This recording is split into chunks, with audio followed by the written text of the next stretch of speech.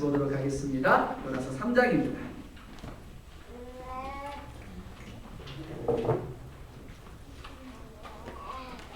요나서 3장 1절로 10절에 있는 말씀을 함께 보도록 하겠습니다.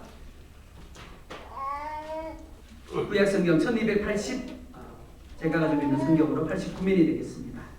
3장 1절로 10절입니다. 1절 제가 봅니다. 여호와의 말씀이 두 번째로 요나에게 임하니라 이르시되 일어나서 그 성읍 니느웨로 가서 내가 네게 명한 말을 그들에게 선포하라. 요나가 여호와의 말씀대로 일어나서 니느웨로 가니라. 니느웨는 사흘 동안 걸을 만큼 하나님 앞에 큰 성읍이더라.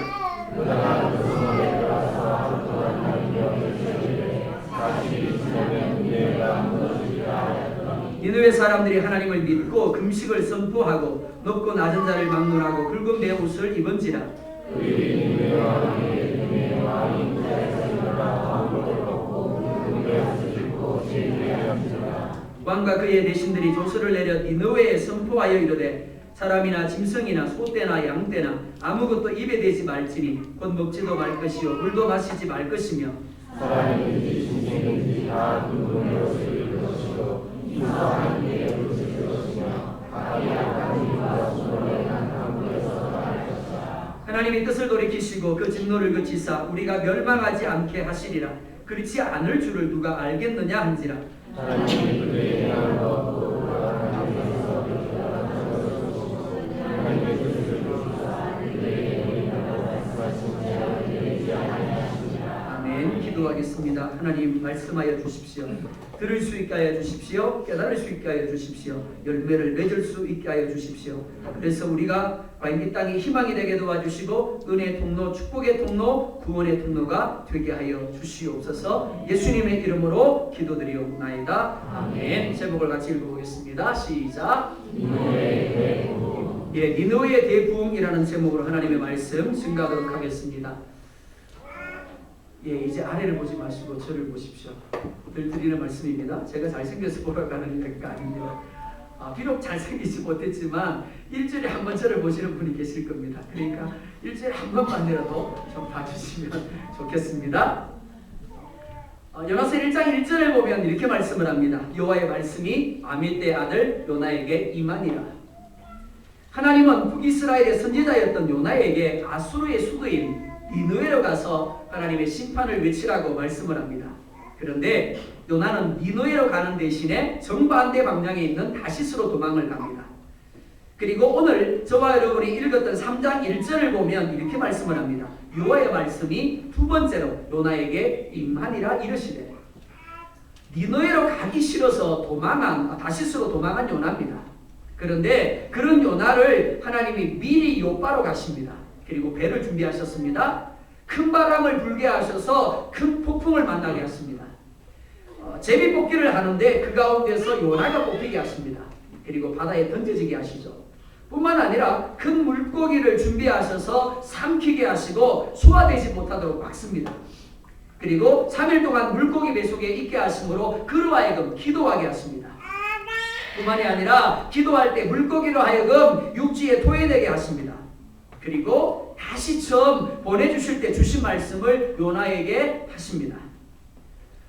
2장과 3장에 이어지는 말씀을 통해서 하나님의 어떤 면을 우리가 볼 수 있는가 하면 집착하는 하나님입니다. 그것도 진리도록 집착하는 하나님입니다. 폭풍이 불어서 배가 거의 부서지게 되었는데도 제비에 뽑혀서 바다에 던져지게 되었는데도 무엇보다 물고기가 삼킬 때까지도 하나님을 향하여 기도할 생각조차 하지 않았던 요나입니다. 무엇보다 물고기 뱃속에서 3일을 지난 후에도 여전히 자신의 잘못을 인정하지 않은 요나입니다. 이는 4장에 가서도 마찬가지입니다. 그런데 하나님은 왜 이런 요나를 포기하지 못하고 집착하시는 것일까요? 북이스라엘은 요나 외에도 니느웨로 보낼 만한 사람이 얼마든지 있었습니다. 하지만 하나님은 요나를 고집합니다. 그래서 억지로 배와 폭풍과 물고기를 사용하셔서 요나를 니느웨로 보내십니다. 우리말에 이런 말이 있습니다. 100번 찍어 넘어가지 않는 나무 없다. 정말 그럴까요? 아무리 튼튼한 나무라도 100번 정도 찍으면 대부분 넘어간다라는 의미입니다. 그런데 사람은 나무와 같지 않습니다. 무슨 말이가 하면 100번 찍어도 안 넘어가는 사람이 있다라는 겁니다. 그래서 사람들은 100번 찍어보고 안 넘어가면 대부분 다 어떻게 한다고요? 포기해버립니다.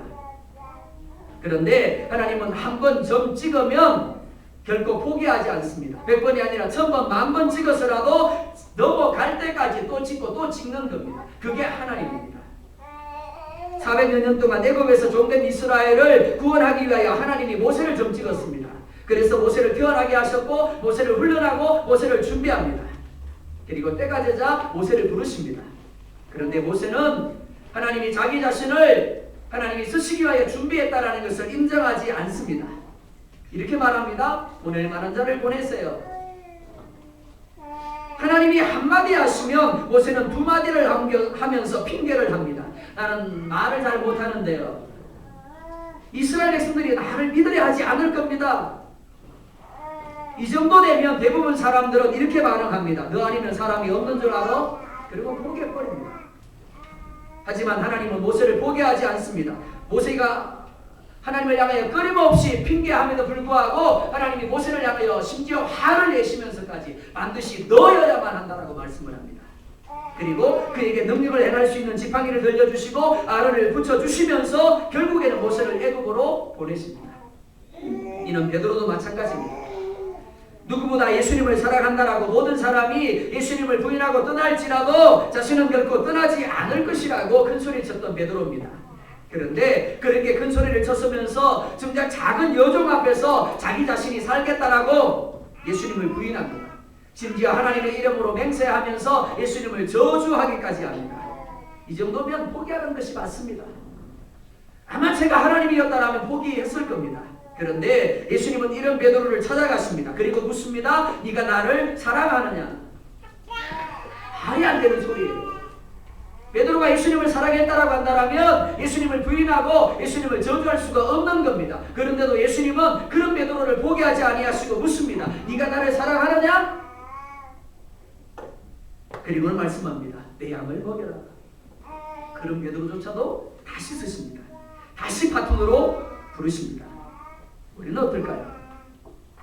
매년 12월 31일이 되면 하나님을 향하여 송구 영신 예배를 드립니다. 그때 드리는 우리의 기도는 마치 녹음을 해놓은 듯 착각을 불러일으킬 정도로 아주 똑같습니다. 잘못했습니다. 잘하겠습니다. 송구 영신 예배 때만 그런 것이 아닙니다. 매주일 하나님 앞에 나와서 행하는 기도 역시 다르지 않습니다. 하지만 하나님은 우리를 포기하지 않습니다. 이 세상에 그 어떤 사람도 하나님 앞에서 완전히 끝난 사람은 없습니다. 사람이 어떻게 생각하든지 하나님은 여전히 포기하지 않으십니다. 새로운 가능성, 새로운 기회를 허락해 주십니다. 괜찮다라고 말씀을 합니다. 하나님이 우리 모두에게 요나처럼 점을 찍으셨음을 믿을 수 있기를 원합니다. 하나님의 자녀로 점을 찍으셨습니다. 요나처럼 이 땅에 사는 사람들을 중에서 하나님을 알지 못하는 사람들을 위한 하나님의 복음의 통로로 점 찍으셨습니다. 그래서 말씀합니다. 너희는 가서 모든 족속으로 제자를 삼아 아버지와 아들과 성령의 이름으로 세례를 주고 내가 너희에게 분부한 모든 것을 가르쳐 지키게 하라. 요나처럼 우리가 얼마나 가기 싫어합니까? 요나처럼 얼마나 하나님의 명령을 외면하고 거부하며 살아갑니까? 하지만 하나님은 요나에게처럼 이렇게 말씀을 합니다. 네가 해야 된다. 네가 전해야 하고 네가 사랑해야 된다라고 말씀을 합니다. 우리는 어찌하다 보면 다른 사람을 보내겠지라고 생각을 합니다. 하지만 하나님은 반드시 넣어야만 한다라고 말씀합니다. 그리고 그 일을 하게 하기 위하여 요나의 뱃길에 역사하신 것처럼 우리의 삶의 길에 역사하고 계시는 겁니다. 신학교는 다른 학교와 달리 연령층이 참 다양합니다. 제가 공부할 때도 마치 저희 아버님과 같은 분과 함께 공부를 했습니다. 20대, 즉 고등학교를 졸업하고 온 사람이 있는가 하면 60이 훌쩍 뛰어넘어버린 사람까지 있습니다. 이분들이 60이 넘은 나이에 신학을 하겠다라고 오신 이유는 아주 단순합니다. 하나님의 부르심을 이 핑계 저 핑계 그러면서 요나처럼 도망을 다닌 겁니다.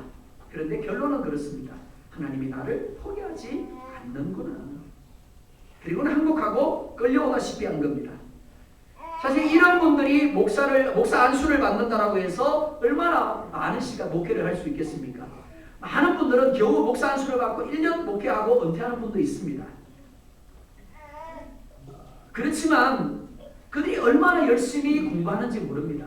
젊은 사람들과는 비교가 되지 않을 정도의 열정을 가지고 정말 열심히 공부를 합니다. 무엇보다 그들의 얼굴이 얼마나 편안해 보이는지 모릅니다.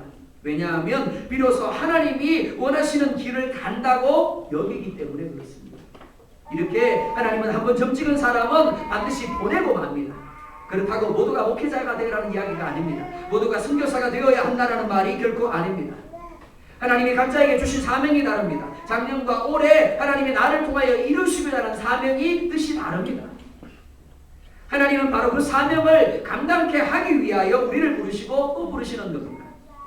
이사야 6장을 보면 하나님이 이렇게 말씀을 합니다. 내가 누구를 보내며 누가 우리를 위하여 갈고, 내가 누구를 보내며 누가 우리를 위하여 갈고. 그때 이사야가 이렇게 대답을 합니다. 내가 여기 있습니다. 나를 보내주십시오. 믿음은 죽어서 천국 가게 하는 도구만이 아닙니다. 분명히 우리는 예수를 믿음으로 죽어서 천국에 들어갑니다. 예수님이 재림하심으로 새 하늘과 새 땅 가운데 영원토록 살게 될 겁니다. 그러나 더 이상의 의미가 있습니다. 현재 나의 삶의 현장에서 하나님이 나를 다스리고 나를 통치하심을 드러내는 삶, 하나님 나라가 임하는 삶을 믿음을 통해서 살 수 있어야 되는 겁니다. 그리고 내 뜻이 아니라 하나님의 뜻을 이루어드리며 이를 통하여 하나님 아버지의 이름이 거룩히 여김을 받게 해야 되는 겁니다. 이를 위하여 하나님이 여러분을 점 찍으셨습니다. 그리고 내가 있는 이 땅에 수많은 하나님을 알지 못하는 한인들을 향하여 누구를 보내고 하십니다. 여러분에게, 여러분의 가족과 여러분의 직장 동료와 여러분의 친구와 그리고 여러분의 이웃들에게 복음을 전하라고 하십니다. 하나님은 결코 포기하지 않습니다. 만약 하나님이 몇 번 불순종으로 인하여 좌절하고 포기했다면 우리는 결코 이 자리에 없었을 겁니다. 이미 우리 중에 요나 같은 누군가를 포기하지 아니하고 계속해서 강권하심으로 결국 우리에게 복음을 전하게 하시고 우리가 오늘 이 자리에 있는 겁니다. 그리고 또 우리는 누군가에게 복음을 전하도록 하나님이 부르셨고 점 찍으셨고 우리가 전하지 아니하면 전할 때까지 어떻게 하신다고요? 계속 우리에게 푸시하시고 또 푸시하시는 겁니다. 그래서 로마서 10장 14절로 15절을 보면 이렇게 말씀을 합니다. 같이 보겠습니다. 시작.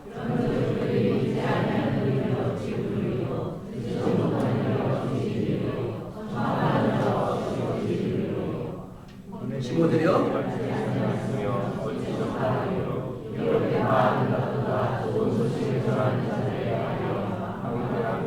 아멘. 하나님이 여러분을 포기하지 아니하시고 또한 여러분들에게 복음을 전해야 할 누군가를 포기하지 아니하시고 여러분들에게 복음을 듣게 하셨습니다. 들음으로 말미암아 믿었다라고 말합니다. 전하는 자가 없이 어찌 듣고 듣지 아니하고 어찌 믿으리요라고 말하고 있습니다. 그러니까 오늘 우리가 믿고 있는 것은 누군가가 전했기 때문이고 우리가 들었기 때문입니다. 마찬가지로 하나님은 또한 우리에게 전하는 자가 되라고 말합니다. 누군가에게 듣게 하고 그 들음을 통해서 믿음을 가지게 해야 된다라고 말씀을 하고 있는 겁니다. 누군가가 여러분에게 복음을 전하라는 명령에 순종하지 못하고 회피하고 또 회피하다가 결국 하나님의 끈질김으로 인하여 순종했습니다. 여러분들이 바로 그 결과입니다. 사랑하는 성도 여러분, 언제까지 하나님을 거슬려서 다시스로 가려고 하시겠습니까? 하나님은 결코 포기하지 않습니다. 요나를 니느웨로 보내신 하나님이 여러분을 이 땅에 있는 한인들을 향하여 그리고 이 땅에 있는 현지인들을 향하여 보내기를 원하십니다. 그들에게 전하는 자가 되고 그들에게 듣게 하는 자가 되고 그들에게 믿음을 만들게 하는 씨앗을 뿌리는 자가 되라고 말씀하고 있는 겁니다. 그 하나님께 순종할 수 있기를 원합니다. 이어지는 3절과 4절을 보면 또한 이렇게 말씀을 하고 있습니다. 우리 3절과 4절 같이 봅니다. 시작. 유다가 여호와의 말씀대로 일어나서 니느웨로 가니라. 니느웨는 사람과 하나님 앞에 큰 성읍이다. 유다가 그 성읍에 들어가서 하루 동안 하나님과 외쳐 이르되 40일이 지나면 니느웨가 무너지리라 하였더니 아멘. 니느웨를 사흘 동안 들을 만큼 큰 성읍이다 라고 말합니다. 그러니까 3일 동안 돌아다녀야 겨우 성을 한 바퀴 돌 수 있었다라는 겁니다. 그만큼 큰 성입니다. 무엇보다 4장 11절을 보면 이렇게 말씀을 합니다. 그 가운데 자우를 분변치 못하는 3, 4세 이하의 어린아이가 무려 12만 명이 있었다라고 이야기를 합니다. 자, 3살 내지 4살 된 그 이하의 아이들이 12만 명입니다. 그러니까 그 나이보다 많은 아이들, 그리고 남자 어른들, 여자 어른들까지 합하면 몇 명 정도 될까요? 학자들은 그 성에 약 100만 명의 사람들이 있었을 것이다 라고 이야기를 합니다. 그러니까 그만큼 큰 성이었다라는 겁니다.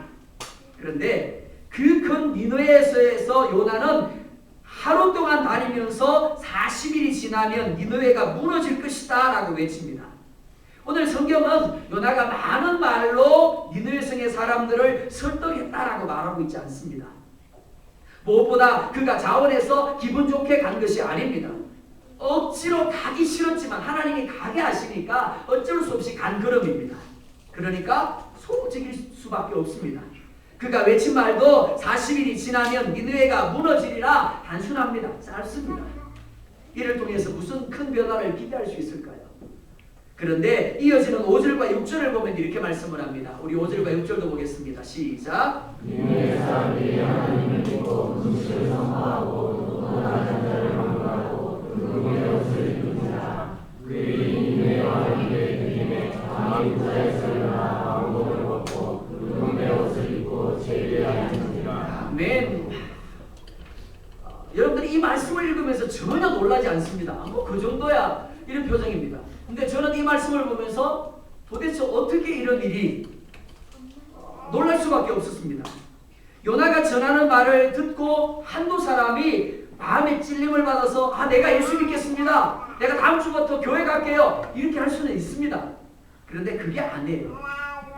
니느웨 사람들이 높고 낮은 자를 막론하고 첫째 요나가 전하는 말씀을 믿었더라. 둘째 하나님을 믿었더라. 셋째 그래서 금식을 선포했더라. 넷째 굵은 베옷을 입고 울면서 하나님 앞에 회개했더라 라고 말합니다. 이건 말이 아니에요. 왕이 보좌에서 일어나 왕복을 벗고 굵은 베옷을 입고 제 위에 앉아서 울며 회개했더라 라고 말합니다. 근데 이게 또 끝이 아니에요.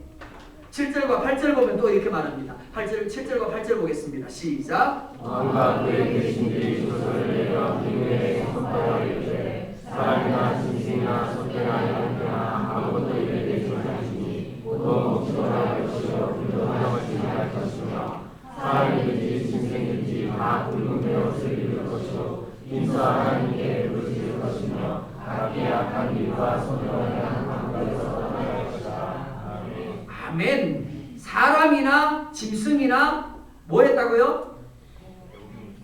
뭐 했대요? 아니 금세 읽어도 모르세요.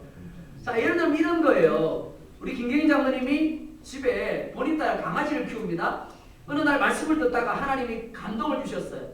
금식에 대한 감동을 주셨어요. 그리고 집에 가셔가지고 내가 이번 일주일 동안 금식해야지 라고 금식에 들어갑니다. 그럴 수 있어요. 그죠? 근데 문제가 뭐가면 오늘 말씀 뭐라고 이야기하냐면 이렇게 이야기합니다. 장로님이 집에 들어가서 본인 딸부터 이렇게 이야기합니다. 본인 딸, 하나님이 내게 금식하라는 감동을 주셨으니까 미안하지만 너 나하고 일주일 동안 금식하자. 그럴 수 있을까요? 아마 곧바로 아동학대죄가 아니죠. 네, 짐승학대죄로 고발이 될 겁니다. 오늘 말씀에 그 이야기를 하고 있습니다. 사람이나 짐승이나 모두 금식이 아니라 물까지 마시지 말고 단식을 하랍니다. 그리고 사람이든지 짐승이든지 뭐 하고요? 다 붉은 배를 입으래요. 그리고 회개하랍니다. 그냥 하는 척이 아닙니다. 힘써 하나님 앞에 부르짖으라 라고 말합니다. 이 말을 원문에서 보면 폭력으로 소환하다라는 의미예요. 그러니까 하나님이 응답하지 아니하면 안 되도록 간절하게 부르짖어 하나님 앞에 구하라라는 의미로 이해할 수 있습니다. 그런데 이게 끝이 아니에요. 각기 악한 길과 손으로 행한 강포에서 떠날 것이라 라고 말씀을 합니다. 이들은 결코 과거의 신앙생활을 잘 하다가 잠깐 타락한 사람들이 아니에요. 이전에 하나님을 알았던 사람이 아닙니다. 오늘 처음으로 요나를 통해서 하나님의 말씀을 들었고 하나님에 대해서 들었을 뿐입니다. 그런데 그 사람이 어떻게 예수님을 믿어요? 이 사람이 어떻게 교회를 나와요? 그 사람이 어떻게 금식하고 단식하면서 하나님 앞에 울며 악한 길에서 떠날 수 있겠습니까? 말도 안 되는 겁니다. 더욱이 한두 사람도 아니고 왕을 비롯한 모든 사람들이 어떻게 이런 반응을 나타낼 수 있었을까요? 첫째, 고대 기록에 의하면 당시에 전염병이 빈번했다라고 합니다. 무엇보다 그 당시에 일식으로 인하여 니느웨 사람들의 마음에 두려움과 불안함이 자리하고 있었다라고 합니다. 자, 여기서 우리가 던져야 할 질문이 있습니다. 하필이면 그때 전염병일까요? 하필이면 그때 일식이 일어났을까요? 안 믿는 사람들은 이걸 뭐라 그래요? 우연히. 어쩌다 보니까. 그런데 우리는 뭐라 그래야 돼요? 하나님의 섭리. 이것을 신학적으로 외적 부르심이다라고 이야기합니다. 하나님께서 각가지 상황적인 어려움을 통해서 그 사람으로 하여금 하나님의 복음을 받아들일 준비를 하게 하시는 겁니다. 그래서 복음이 전해지는 순간에 내가 교회 가야 되겠구나, 내가 예수님을 믿어야 되겠구나라고 반응하게 하시는 거예요. 이게 외적인 부르심입니다. 둘째, 요나의 표적 때문입니다. 요나는 니느웨로 가라는 하나님의 말씀에 불순종했다가 폭풍을 만납니다. 그리고 바다에 던져지죠. 그리고 죽었더라. 이게 우리 상식이에요. 근데 성경은 뭐라고 이야기를 합니까? 그가 바다에 던져졌는데 큰 물고기가 그를 삼켰고 3일 동안 물고기 뱃속에 있다가 기도했더니 하나님이 그 물고기로 토해내게 하셨더라. 자, 상식적으로 한번 물어보자고요. 우리 뱃속에 들어간 음식이 며칠 동안 있을까요? 그냥 모른다 그러세요. 뭘 아는 체예요. 나도 몰라요. 근데 중요한 건 뭐가 하면 들어가면 소화가 된다라는 거예요. 형체가 없어집니다. 그죠? 근데 자, 내가 뭘 먹었는데 그게 3일 동안 하나도 변형되지 않고 그대로 있어요. 그럼 정상이에요? 비정상이에요. 우리가 어릴 때는 큰 고래로 배웠어요. 물고기가 아니라. 어쨌든 그 물고기가 이상한 물고기예요. 비정상적인 물고기. 3일 동안 소화 못 시키고 요나를 그 뱃속에 있게 했대요. 우연히 그죠? 그죠? 하나님의 섭리라는 겁니다. 하나님이 물고기로 하여금 그를 3일 동안 그 뱃속에서 소화시키지 아니하고 가둬두게만 하게 하신 거예요. 그리고 기도하게 하셨고 토해내게 하셨습니다. 어느 누구가 봐도 이건 상식이 아니에요. 비상식입니다. 비정상적인 일이에요. 이 일을 누가 들었다고요? 니느웨 사람들이 전해 들은 거예요. 그리고 이를 통해서 하나님이 충분히 니느웨 성을 심판하신 능력을 가지신 분임을 알았을 겁니다. 뿐만 아니라 자신들도 말씀에 불순종하게 되면 분명히 심판을 받게 될 것이라고 생각한 겁니다. 그러니까 바다에 던져져 죽었다가 살아난 요나의 표적이 니느웨 사람들에게 하나님이 살아계신 것과 요나가 하나님이 보낸 사람임을 증거하는 증거가 된 겁니다. 우리는 하나님을 믿는다라고 합니다. 하지만 정작 삶의 현장에서 하나님을 믿는다라고 하면서 하나님이 주시는 말씀이나 하나님이 주시는 감동에 무조건적으로 순종하기보다는 열심히 고민하고 계산하는 데 익숙합니다. 그리고 내 생각에 괜찮다라고 여겨질 때 순종하고 안 괜찮으면 불순종하는 겁니다. 그러면서 하나님 앞에 이렇게 고백합니다. 하나님의 신실한 친구 되기를 원합니다. 주님 사랑해요.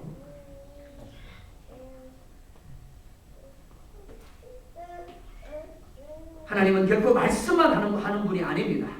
이미 하나님은 요나가 가서 전하기만 하면 왕을 비롯한 모든 사람들이 회개할 수 있도록 준비를 다 해놓으셨습니다. 단지 요나는 수도꼭지에 불과했어요. 하나님은 결코 출애굽한 이스라엘 백성들을 아무런 대책 없이 광야로 사막으로 끌고 가지 않았습니다. 홍해를 갈라서 마른 땅같이 건너게 할 계획을 세워놓으셨어요. 만나와 메추라기를 먹이고 생수를 마시게 하고 구름기둥과 불기둥으로 태양의 뜨거움과 추위로부터 지킬 계획을 세워놓으셨습니다. 하나님이 우리에게 원하시는 것이 무엇입니까? 이미 내가 다 준비해 놓았으니까, 내가 이미 앞서가서 너희의 필요한 것들을 예비해 놓았으니까 어떤 상황에서 나를 신뢰하라는 겁니다. 나를 인정하라는 겁니다. 그럴 때 하나님이 우리를 위해서 준비해 놓으신 것이 무엇인가를 우리가 보게 되는 겁니다.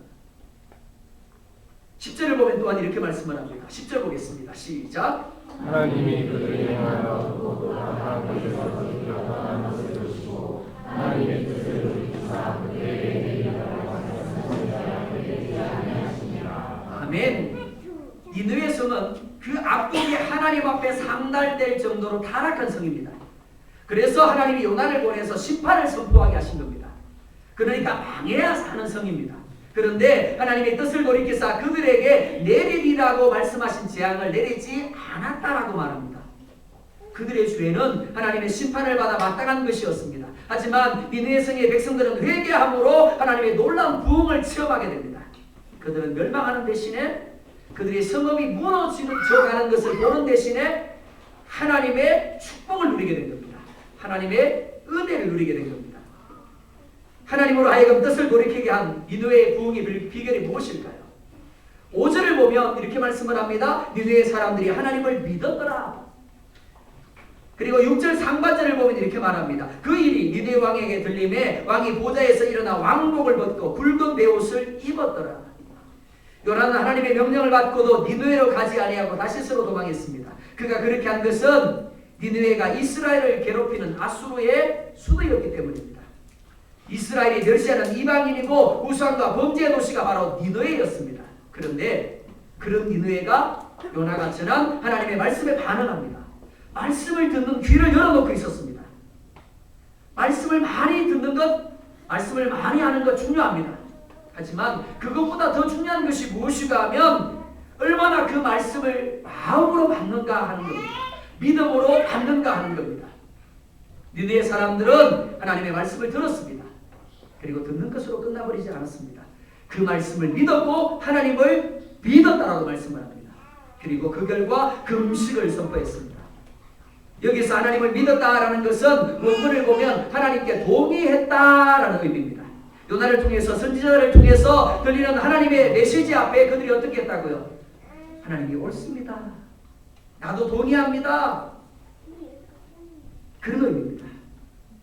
요나가 어떻게 외치고 있습니까? 이렇게 외칩니다. 당신들의 죄악 때문에 이 성에 가득한 도덕적인 죄악 때문에 이 성이 40일이 지나면 무너질 것입니다. 누군가가 우리의 실수를 지적합니다. 누군가가 우리의 잘못을 지적합니다. 여러분 어떻게 반응하십니까? 저는 집에서 제 아내가 제 잘못을 지적할 때 상당히 기분 나빠합니다.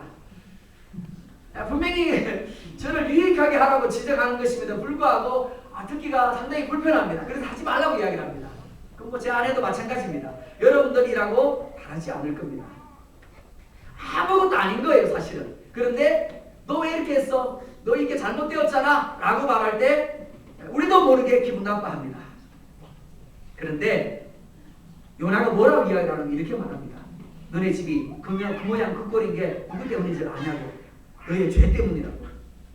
너의 나라가 그 모양 그 꼴인 게 뭐 때문인지 아냐고. 바로 너 때문이라고. 네가 죄 지었기 때문이라고. 그럼 기분 좋을까요? 그걸 인정하기가 쉬울까요? 아니요. 더 쉬운 예를 한번 들어보자고요. 요즘 경제가 안 좋아서 참 힘들잖아요. 네? 힘들죠, 그죠? 안 힘드세요? 저만 힘들다고 생각하는 모양인데요. 자, 우리 이따 교수님을 예로 들어보자고. 이따 교수님 사업장이 있는데 그 사업장에 요즘은 제가 못 갔습니다, 그죠? 가보면 우리 집사님이 늘 쉬고 계세요. 네, 늘 쉬고 계십니다. 좋은 말로 쉬는 걸로 늘 주무시고 계십니다. 근데 장사가 잘 안 되니까 쉬고 계시는 거예요. 근데 그 집사님 어느 날 이렇게 이야기를 합니다. 여보, 우리 장사 잘 안 되는 게 누구 때문인지 아냐고. 당신 때문이라고. 네? 당신이 하나님 앞에 올바로 못 서고 당신이 죄를 지어서 그렇다고. 당신이 말씀 가운데 순종하지 못해서 그렇다고. 그때 우리 이 집사님이 여보 맞다고. 생각 못한 걸 깨닫게 해줬다고. 아 내가 이제부터 잘하겠다고. 그럼 얼마나 좋아요, 그죠? 근데 그렇게 반응할까요? 아니요. 그렇게 반응하지 않습니다. 대부분 기분 나빠하고 부정할 수밖에 없는 겁니다. 당신 죄 때문에 이 성이 망하게 되었다라고 이야기하는데 어느 누가 그래 맞아 나 때문이야 라고 이야기하겠습니까? 그런데 뭐라고 이야기를 합니까?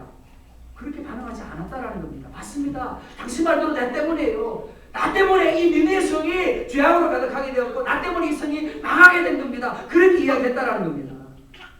니느웨 성의 사람들은 자신의 죄를 깨달았습니다. 인정했습니다. 그리고 금식을 하고 굵은 베옷을 입고 슬픔과 눈물의 자리로 나아갔습니다. 진정으로 우리가 죄로 깨닫게 될 때 우리 안에 아픔과 슬픔을 느끼게 됩니다.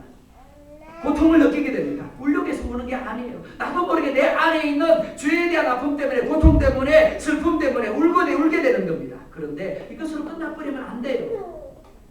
8절 하반절을 보면 이렇게 말합니다. 각기 악한 길과 손으로 행한 강포에서 떠날 것이라. 여기서 말하는 길은 삶의 방식을 말합니다. 삶의 태도를 말합니다. 그리고 강포는 악을 말합니다. 그들은 자신이 잘못되었다라고 인정한 삶의 방식과 태도를 그리고 악을 버리겠다라고 내가 떠나겠다라고 이야기를 합니다. 무엇보다 이런 결단이 한두 사람에게서 일어난 것이 아니라 왕으로부터 모든 사람들에게 일어났습니다. 어떻게 이런 일이 가능할까요? 그것은 성령이 역사하신 겁니다. 어제까지만 해도 교회를 비난하던 사람입니다. 어제까지만 해도 교회를 배척하던 사람입니다. 예수 믿어라 그러면 내 똥구멍이나 믿어라. 그렇게 말 많이 하죠? 네, 그런 사람입니다. 그런데 그 사람이 오늘 아침에 교회로 나왔어요. 그리고 예수를 믿겠대요. 어떻게 해요? 하나님의 역사입니다. 회개는 사람의 의지로만 되는 것이 아닙니다. 성령의 역사 없이는, 하나님의 역사 없이는 사람이 죄를 올바로 깨달을 수가 없습니다. 올바른 회개의 반응도 가질 수 없습니다. 그들은 하나님의 말씀 앞에 동의했습니다. 그리고 죄에 대해서 각성했고 뒤틀려져 버린 자신들의 삶의 방식과 태도에 대하여 슬퍼하며 금식했습니다. 뿐만이 아니죠. 이제 내가 끊겠다라고, 이제 내가 돌아서겠다라고 결단했습니다. 심판이 작정된 민족입니다. 심판이 작정된 도시입니다. 바로 그런 자신들의 운명을 바라보면서 니느웨 백성들이 할 수 있는 것 하나밖에 없었습니다. 그게 뭔데요? 하나님 앞에 나아가서 회개하면서 하나님의 긍휼을 구하면서 매달리는 것밖에 없었습니다. 이는 우리나라도 마찬가지였습니다. 인천 상륙작전 영화 보셨습니까? 지극히 인본주의적인 영화입니다. 인천 상륙작전은 6.25 전쟁의 방향을 바꿔놓은 작전입니다. 그런데 성공 가능성이 5,000분의 1입니다. 그래서 미국 대통령을 비롯한 모든 사람들이 반대하고 또 반대했습니다. 그런데 메가더 장군이 밀어붙입니다. 어떻게 해요? 그 결과가 무엇입니까? 성공합니다. 이 성공 뒤에는 수많은 사람들의 보이지 않는 희생이 있었습니다. 그런데 부산만을 남겨둔 상황에서 전국에서 모여든 목회자들이 부산에서 회개하면서 그리고 울면서 하나님 앞에 기도했다라는 사실을 아는 사람들은 많지 않습니다. 마치 니느웨 백성들이 왕을 비롯한 모든 사람들이 하나님 앞에 울고 금식하며 회개했던 것처럼 기도했던 것처럼 우리나라 역시 부산만을 남겨둔 상황에서 목회자들이 자신들의 죄를 회개했습니다. 민족의 죄를 회개했습니다. 하나님 살려주세요. 하나님 도와주세요. 이 부산마저도 넘어가면 이 땅이 공산화될 수밖에 없습니다. 하나님의 긍휼을 구하며 죄를 고백하는 것 외에 그들이 할 수 있는 것이 없었습니다. 그래서 그들은 그렇게 했고 인천 상륙작전이 성공함으로 말미암아 여전히 우리는 민주주의라는 체제 하에서 살고 있는 겁니다. 9절을 보면 이렇게 말씀을 합니다. 9절 같이 보겠습니다. 시작.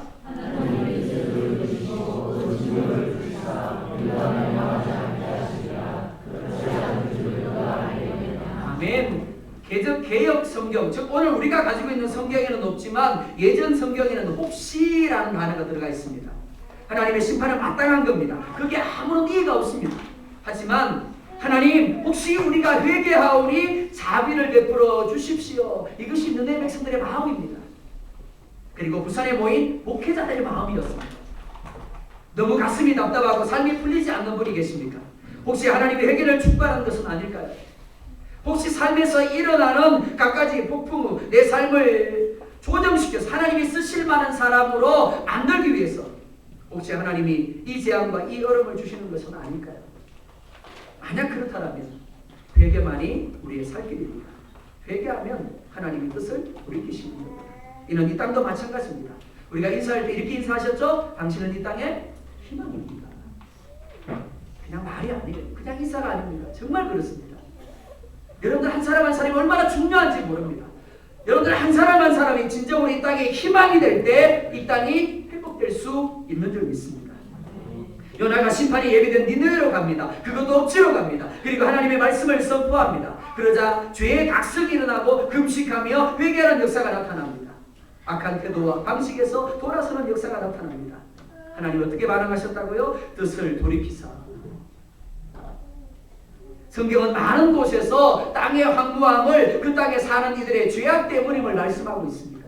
그렇다고 한다면 자, 니느웨 백성들이 맞습니다. 이 땅의 황무함이, 이 땅의 길거리, 이 땅의 문제가 우리 죄 때문이다라고 고백했던 것처럼 오늘 이 땅에 살고 있는 우리들에게 이 땅의 황무함의 책임이 없을까요? 이 땅이 너무너무 경제적으로 좋지 않다라고, 정치적으로 너무 안 좋다고 드러난 상황입니다. 근데 그 모든 것들을 섭리하는 분이 하나님이라고 한다면, 그리고 그 모든 것들이 죄로 말미암은 것이라고 한다면 그에 대한 책임이 우리에게 없을까요? 이 땅의 회복은 여러분에게 달려 있습니다. 10월 마지막 주일, 그리고 11월 셋째 주일, 교회 창립주일과 추수감사주일 전도합시다 라고 했습니다.